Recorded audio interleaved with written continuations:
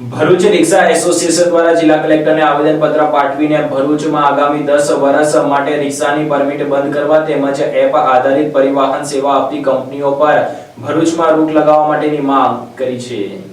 ભરૂચ રિક્ષા association દ્વારા જિલ્લા કલેક્ટરને પાઠવવામાં આવેલા આવેદનપત્રમાં જણાવાયું છે કે વર્ષ 2024માં ભરૂચ શહેરમાં રિક્ષાની વધતી સંખ્યાને ધ્યાનમાં રાખીને નવા પરમિટ બંધ કરવાની માંગ કરવામાં આવી હતી। જો કે વર્ષ 2026 સુધીમાં ભરૂચ શહેરના માર્ગો પર અંદાજે 25,000 જેટલી રિક્ષાઓ દોડતી હોવાના કારણે ટ્રાફિક સહિતની સમસ્યાઓનો સામનો રિક્ષા ચાલકોને કરવો પડી રહ્યો છે, જેના પગલે આગામી 10 વર્ષ માટે ભરૂચમાં નવા રિક્ષા માટેની પરમિટ બંધ કરવાની માંગ કરવામાં આવી છે। તદુપરાંત ભરૂચમાં એપ આધારિત પરિવહન સેવા પૂરી પાડતી કંપનીઓ પર પણ રોક લગાવવાની માંગ કરાઈ છે। આ ઉપરાંત આવતીકાલે રિક્ષા ચાલકો દ્વારા ભરૂચ શહેરના રેલવે સ્ટેશનથી સિફા અને નંદેલાવ સુધી તેમજ ત્યાંથી પરત બાબા સાહેબ આંબેડકરની રેલવે સ્ટેશન સ્થિત પ્રતિમા સુધી તિરંગા રેલીનું આયોજન કરવામાં આવ્યું છે। રિક્ષા એસોસિએશન દ્વારા નવી પરમિટ અને એપ આધારિત પરિવહન સેવા અંગે કરવામાં આવેલી માંગને લઈને હવે તંત્ર દ્વારા શું નિર્ણય લેવામાં આવે છે તે જોવું રહ્યું। જો કે આ પ્રકારે નવી પરમિટ બંધ થવાથી નવા રિક્ષા ચાલકો માટે પણ સમસ્યા ઊભી થઈ શકે છે। જે Bharat auto rickshaw association Bharuch જિલ્લા ઘણા સમયથી અમે ભરૂચ કલેક્ટર સાહેબને રજૂઆત રાખી હતી 2024માં કે નવા પરમિટ બંધ કરવામાં આવે,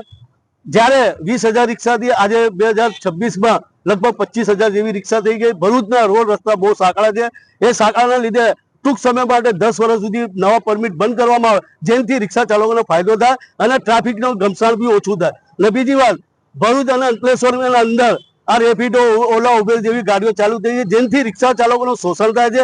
એ શોષણ બંધ કરવા માટે અમે રજૂઆત રાખી છે કલેક્ટર સાહેબને કે ઓલા, ઉબેર જેવી ગાડીઓની કંપનીને બેન્ડ કરવામાં આવે ભરૂચમાં, જેનાથી જે સીએનજીના ભાવ વધી ગયા છે અને રિક્ષા ચાલકોની આર્થિક પરિસ્થિતિ ખરાબ છે, એના સંચાલનમાં ધ્યાન રાખીને કલેક્ટર સાહેબ યુક્ત નિર્ણયકરણ લે એવી આશા રાખીને અમે આજે કલેક્ટર સાહેબને આવેદનપત્ર પાઠવ્યું છે। અને કાલે ભરૂચના અંદર રેલવે સ્ટેશનથી અમારી સિપા થઈને તિરંગા યાત્રા રેલી છે રિક્ષા ચાલકોની, નંદેવાડ થઈને બાબા આંબેડકરની પ્રતિમા સ્ટેશન ઉપર પૂર્ણ થશે એવી મીડિયાના માધ્યમથી અમે અપીલ કરીએ છીએ।